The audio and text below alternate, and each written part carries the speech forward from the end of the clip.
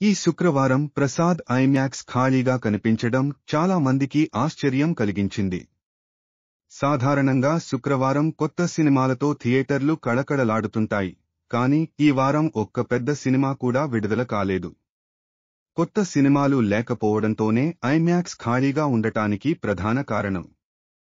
సిటీలోని అత్యంత రద్దీగా ఉండే థియేటర్లలో ఒకటైన ఐమాక్స్ సాధారణంగా శుక్రవారం నాడు కొత్త సినిమా విడుదలైతే మరింత రద్దీగా ఉంటుంది. కానీ ఈ వారం ఒక్క పెద్ద సినిమా లేకపోవడంతో థియేటర్ ఖాళీగా కనిపించింది.